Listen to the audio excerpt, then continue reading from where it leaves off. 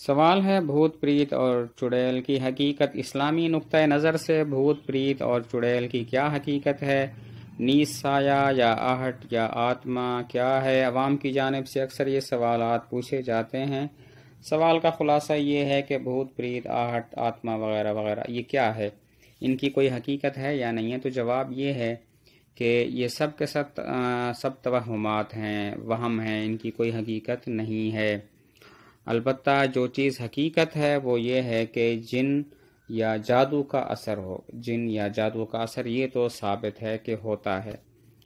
تو اس کے ازالے کے لیے ضروری ہے کہ پاک صاف رہیں، اپنے گھروں کو پاک صاف رکھیں، گھروں میں قرآن مجید کی تلاوت ہو، باقاعدگی سے ہو، اور نمازوں کی پابندی کی جائے اور صفائی ستھرائی کا خیال رکھا جائے تو انشاءاللہ کوئی چیز بھی قریب نہیں آئے گی۔ سوال ہے حج اور عمرہ کے ارکان کیا مکہ مکرمہ میں ہی پورے ہو جاتے ہیں یا مدینہ میں بھی کوئی رکن ادا کرنا پڑتا ہے؟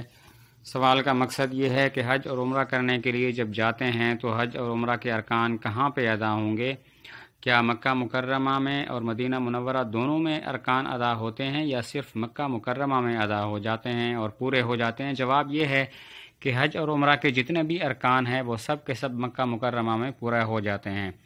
باقی رہا مدینہ منورہ میں جانا اور مسجد نبوی کی زیارت کرنا اور حضور صلی اللہ علیہ وسلم کے روضہ پر حاضری دینا، تو یہ حضور صلی اللہ علیہ وسلم کے ساتھ عقیدت اور محبت کا اظہار ہے، تو اس میں ضرور جانا چاہیے۔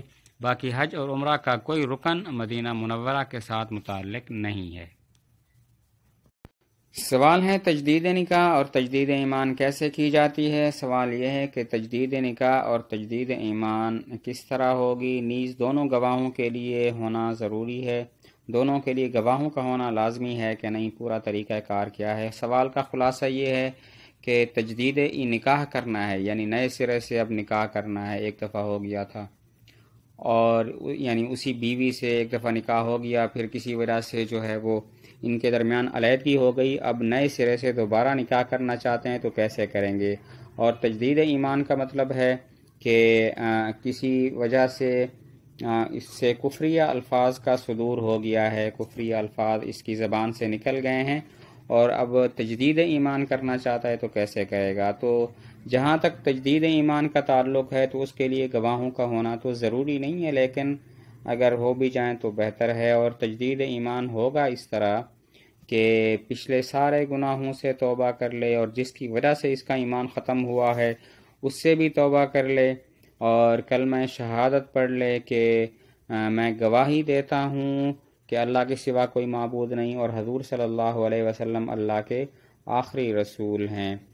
اور اگر اس نے کوئی اعلانیہ کفریہ الفاظ کہے تھے تو بہتر ہے کہ اعلانیہ طور پر ایمان کی تجدید کرے تاکہ لوگوں کی بدگمانی ختم ہو جائے، یہ بہتر بات ہے، ورنہ مسلمان ہونے کے لیے کسی کو گواہ بنانا ضروری نہیں ہوتا۔